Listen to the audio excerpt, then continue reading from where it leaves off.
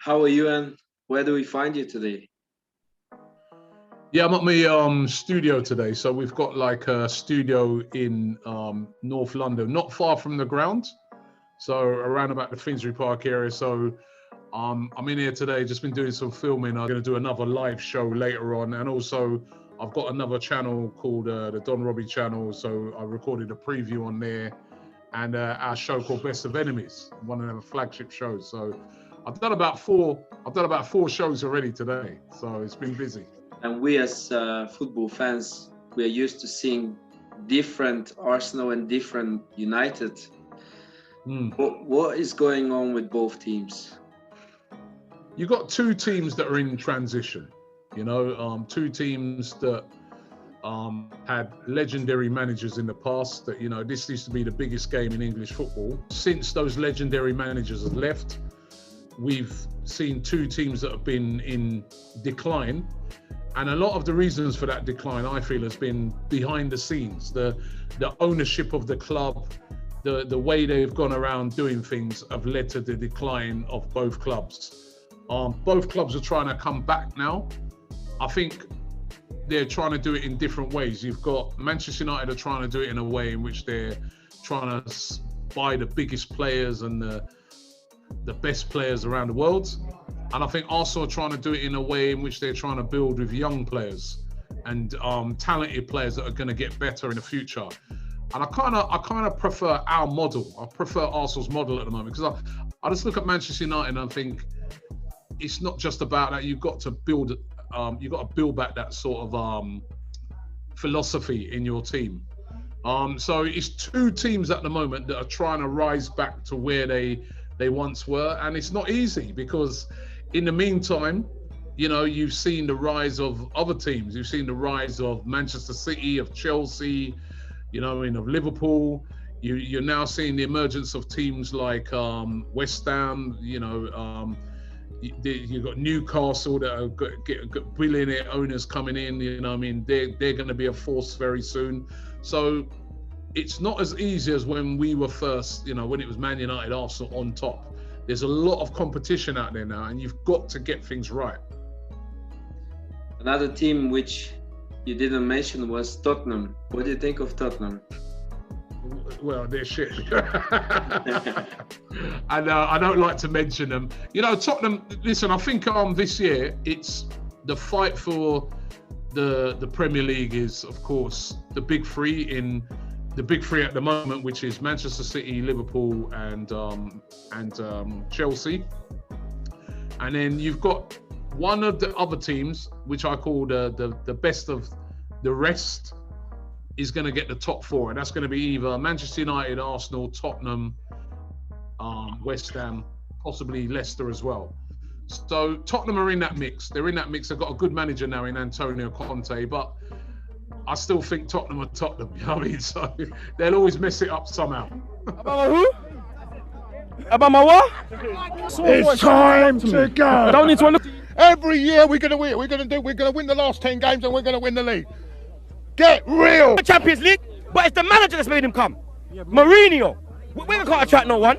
We can't even attract gal. They don't attract players. Let's talk about you and your career as a journalist. Tell us how did it all start? How it all started for me, I've come a bit of an unconventional route in that I used to work as a building surveyor.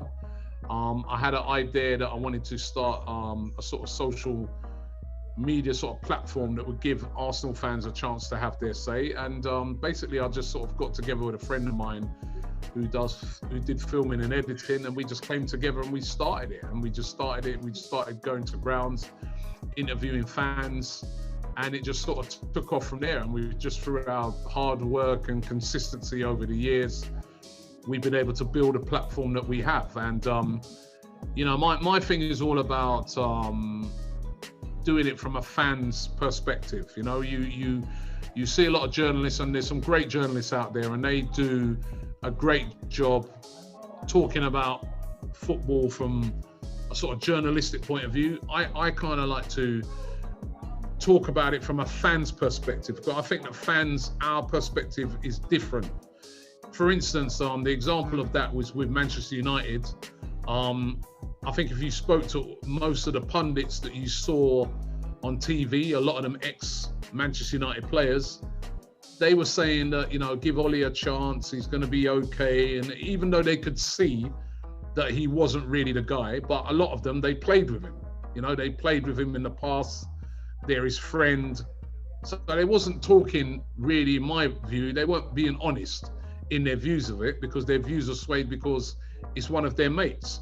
Whereas if you went and you spoke to Manchester United fans at that time, they were all saying, listen, we love Ole Gunnar Solskjaer, we know he's a legend, but we know he's not the guy for the job and we should change it. And they didn't listen to the fans. They kept him on for ages and ages and ages, and they made their task even worse and still ended up having to get rid of him. So if you listen to fans speaking about that situation, a couple of months ago, they were saying that they feel that Ollie's not the right guy for the job. Whereas the pundits, they were still saying no, you know. So that's why I always feel is there is a place to hear from the fans. What the fans who spend their hard-earned money and go to games, what are their views?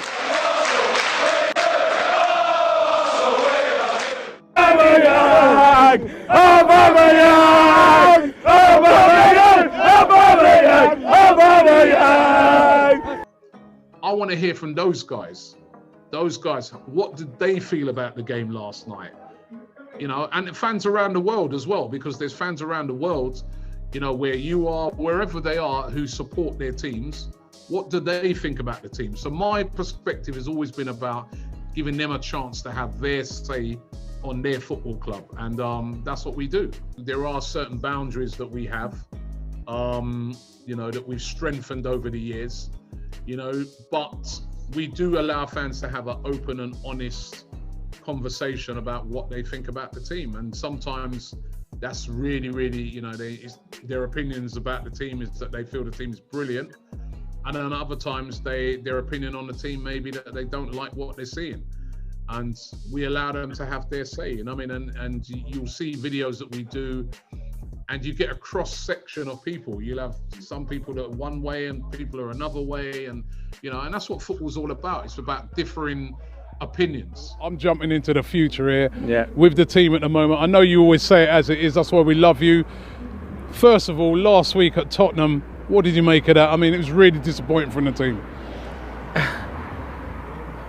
I don't miss playing football anymore. I mean, I had my time and I played my time. The one game I miss football is when the fixture comes out and it's Arsenal v Tottenham. Was there a part of you which thought about the way that the Arsenal team might feel about it, or the players when they're watching those videos? Not really, you know, because, you know, I've spoken to players before and they've said to me that, you know, some of the players that I've spoken to have been, you know, they said they're quite happy with the content, and they say that they know that the fans are being honest. So I think, for instance, like somebody like an Aubameyang who's not been playing very well recently, and the fans have sort of been expressing that they're disappointed with how he's playing. I think he'll know that he's not playing well, you know. So, you know, I think if every fan came on and started saying, no, he's been playing brilliant, he'd know that they're not really being honest, you know. So I think they're big enough to accept the criticism, you know. I mean, if it's just done in the right way, I think they're big enough to accept it. Certainly, as I said, it's not about like trying to, you know, cut people's opinions just because, you know, they might have criticised somebody who you think, you know, don't deserve it. But what we do is my job as a presenter and some of our other presenters is to challenge people as well. So if somebody comes out and says, well, I feel that this player shouldn't be playing because he's not performing, then I'll ask the question, well, why? Why do you think he shouldn't be performing? Who do you think should come in instead? Do you think he'll do a better job? Then you explain, you tell us why that is, you know what I mean? And that's what our job is to do. And we do that all the time. We do that constantly. At the beginning, did you think that the platform will become that big and be being watched by millions of people around the world? No, I thought that, you know, obviously when you start something, you're going to be big and it's going to do well. I didn't think it'd be as big as it is. It's really taken off. You know, we you know, our YouTube channel has had well over 1 billion views since we've been doing it. You know, we've got 1 million subscribers plus on YouTube, 1 million subscribers plus on Facebook and on Instagram, over 500,000 on Twitter. So it's been amazing. It's been amazing to see how many people watch and how many people follow and support. And it has been an amazing journey that continues on to this day, you know what I mean? And our aim is to get bigger and better. And as I said, I've got this new channel now, Robbie Sports, which is like we all football on that, and bringing many different influencers and fans from all around the Premier League and all around football. And I'm really enjoying that channel at the moment. And it's great to bring together so many different fans, again, to talk about their football club. Do you remember the first video that you uploaded, how many views it had?